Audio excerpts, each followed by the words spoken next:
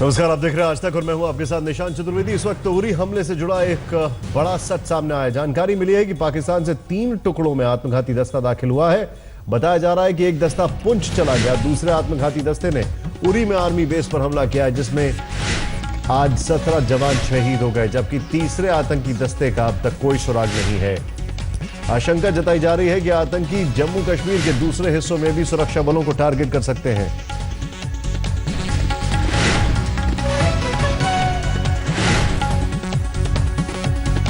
तीन आतंकी दस्तों की बात हो रही है, एक पुंछ में, एक उरी में। तीसरे आतंकी दस्ते का कोई सुराग नहीं है।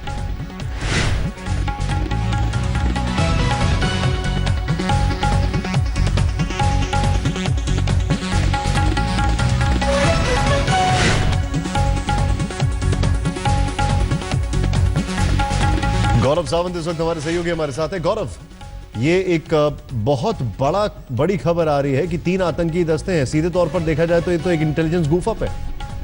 ये मेरे सूत्र बता रहे हैं कि 3 आतंकी दस्ते भारत में दाखिल हुए थे। पहला दस्ता पुंछ में गया और उसको संयोगवश सुरक्षा बलों ने पहले ही देख लिया और वो पुंछ ब्रिगेड पर हमला करना चाहते थे। पुंछ ब्रिगेड पर हमले से पहले ही उनको ठिकाने लगा दिया गया। हालांकि वो ऑपरेशन भी 72 घंटे से ज्यादा चला, जिसमें ये आतंकी मारे गए। उसमें ब्रिगेड पर हमला वो लोग नहीं कर पाए। ये तो था पहला हमला। दूसरा जो गुट घुसा था वो उरी पहुंचा और इसकी खुफिया जानकारी सेना के पास थी कि 3 आतंकी दस्ते घुस रहे हैं। यह स्पेसिफिक जानकारी उरी के बारे में थी या एलओसी पर जो अलग अलग बटालियंस और ब्रिगेड्स हैं उनके बारे में थी। यह सूत्रों के मुताबिक उरी को भी तैयार रहना चाहिए था, खासतौर पर ऐसी परिस्थिति में जब एक बटालियन वहां से निकल रही थी, दूसरी बटालियन वहां जा रही थी, और ऐसा संवेदनशील समय यह होता है जब आतंकवादी हमला करते हैं। तीसरा आतंकी दस्ता अभी भी जम्मू और कश्मीर में ही घुसा हुआ है और उसकी कोशिश है कि वो या श्रीनगर पहुंचे या दक्षिण कश्मीर के इलाकों में सेना, पुलिस, सीआरपीएफ या बीएसएफ को निशाना बनाए। तो एक बहुत बड़ा खतरा अभी भी जम्मू और कश्मीर में बरकरार है। आप जो जानकारी दे रहे हैं उसमें कई सवाल उत्पन्न हो रहे हैं। मंजीत नेगी इस वक्त हमारे साथ जुड़ चुके हैं। मंजीत, सवाल यह है कि ये आतंकी घुसने में कामयाब कैसे हुए? देखिए निशान, अभी तक की जो जानकारी है सुबह, क्योंकि ये जो इलाका है उरी जहाँ पर ये सेना की यूनिट मौजूद है, जो कैंप है वो झेलम नदी से लगा हुआ है, पीओके से बहुत नजदीक है। हालांकि अभी तक की जानकारी के मुताबिक अंधेरे का फायदा उठाकर घुसे हैं। एक जो जानकारी अभी ताजा इस मामले में मिली है, नुकसान को लेकर, जो 17 जवान, भारतीय जवान शहीद हुए और अभी करीब 6 से 7 जवान गंभीर रूप से घायल हैं।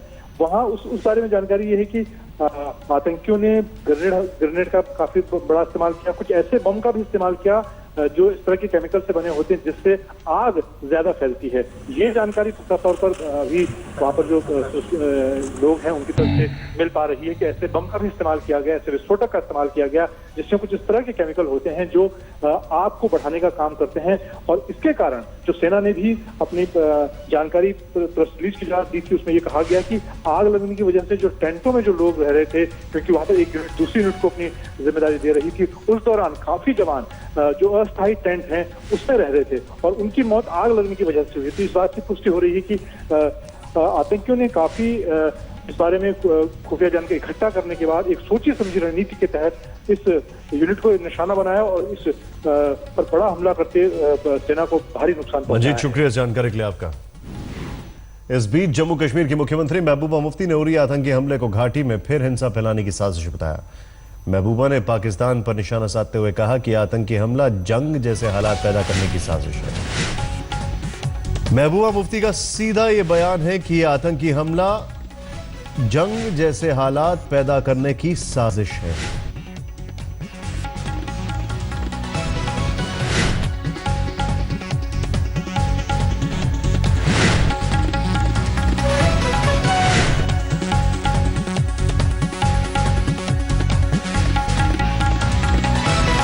उरी में जो आज सुबह सुबह आतंकी हमला हुआ, जिसके बाद 17 जवानों के शहीद होने की खबर आई, उस पर जम्मू कश्मीर के मुख्यमंत्री ने बयान दिया है कि ये साजिश है जिससे कि पूरी तरह जंग हो जाए।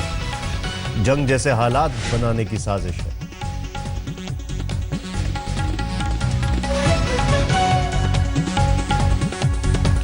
उरी में सबसे बड़ा आतंकी हमला अगर कहा जाए तो शायद अतिशयोक्ति नहीं होगी, क्योंकि हमले में 17 जवान शहीद हुए हैं। इस हमले में लश्कर आतंकियों का हाथ होने की आशंका जताई जा रही है। हमले के बाद प्रधानमंत्री मोदी ने भी करारा जवाब दिया। उरी में आतंकियों की हमले की बड़ी बातें आपके सामने। ऑपरेशन के दौरान सभी 4 आतंकी ढेर कर दिए गए। लश्कर के आतंकियों ने किया हमला, ये सूत्रों के हवाले से खबर। प्रधानमंत्री का बयान, नहीं बख्शा जाएगा।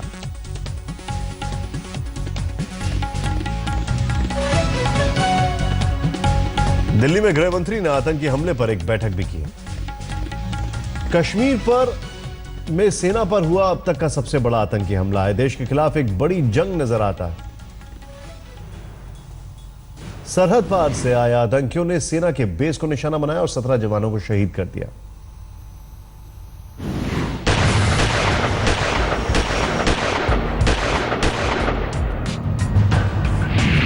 कश्मीर में आतंक का कोहराम।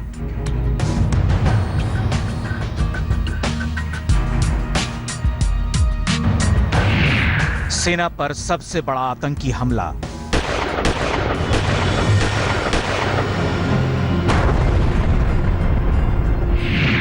आत्मघाती हमले में 17 जवान शहीद।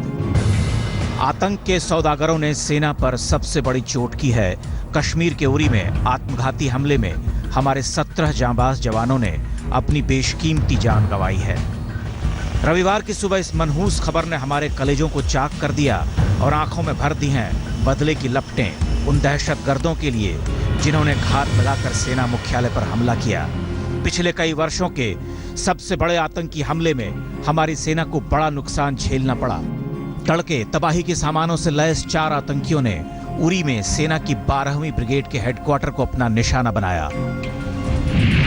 आत्मघाती हमलावरों ने सुबह करीब 5:30 बजे सेना मुख्यालय पर हमला किया।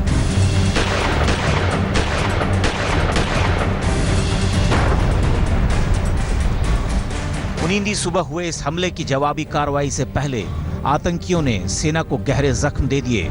हमले में 17 जवान शहीद हो गए जबकि कई घायल हुए हैं। सेना ने मुंहतोड़ जवाब में 4 आतंकियों को मार गिराया है, लेकिन दहशतगर्दों ने हमें कभी न भूलने वाली चोट दे दी है।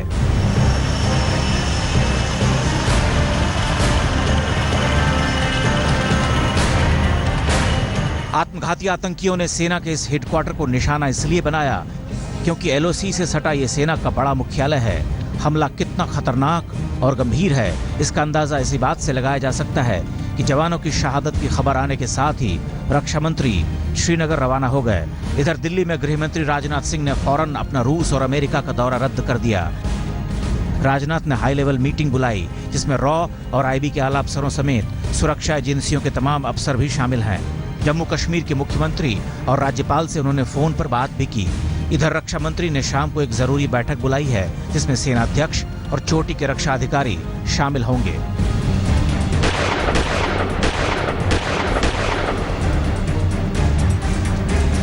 कश्मीर में बुरहान वानी की मौत के बाद से एक तरफ स्थानीय विरोध प्रदर्शनों का दौर चल रहा है, दूसरी ओर सरहद पार से घुसपैठ की कोशिशें और आतंकी हमले हो रहे हैं। लेकिन सुबह का हमला सबसे भयंकर था जिसमें सेना को सबसे बड़ा नुकसान झेलना पड़ा। अशरफ वानी, श्रीनगर, आज तक। अलग अलग बयानों का आने का सिलसिला शुरू हो चुका है। आरके सिंह क्या कहने?